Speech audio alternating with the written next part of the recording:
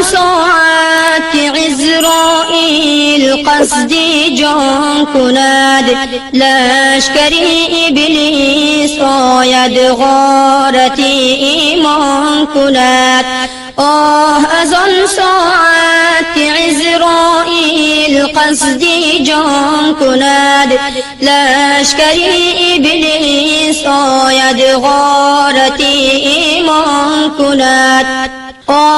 از آن ساعت که یاسین خوان نشیند بر سرت، گوش نبود مر تو را تا که سماعی آن کند. از آن ساعت که خویش و اقربا در فرقتت، و از خروش و ناله آید دیده ها گریان کند.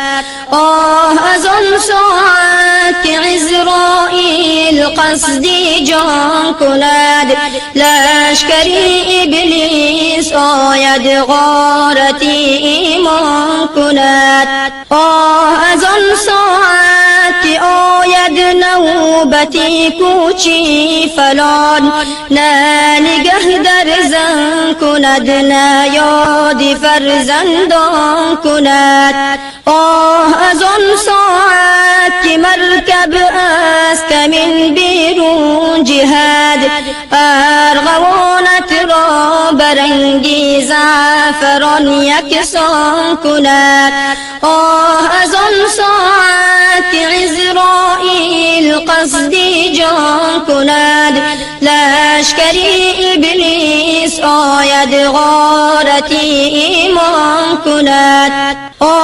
از آن ساعت که از بستر بطن شوید برند، گور باشد منزلت کنجی لحد زندان کند. از آن ساعت که زین رویی که می نازی به حسن، ماه رویت را قضا اندر کفن پنهان کند. از آن ساعت که عزرائیل قصد جان کند، لشکری ابلیس آید غارت ایمان کند.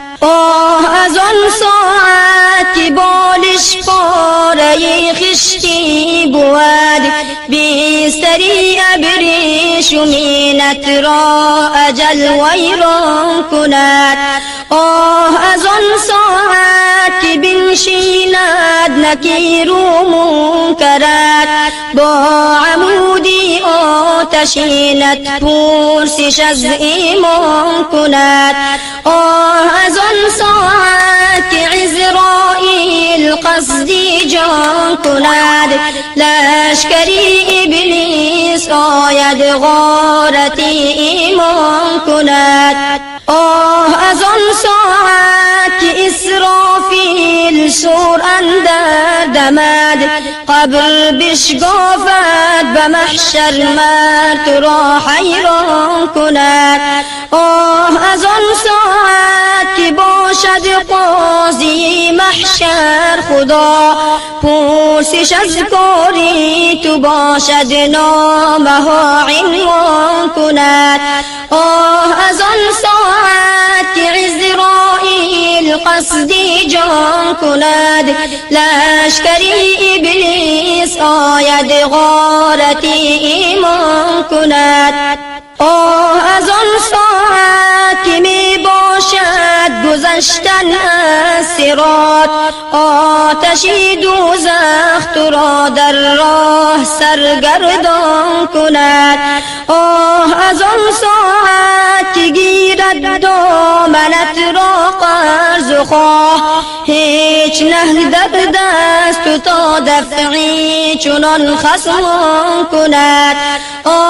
از آن ساعت که عزرائیل قصد جان کند، لشکری ابلیس آید غارت ایمان کند.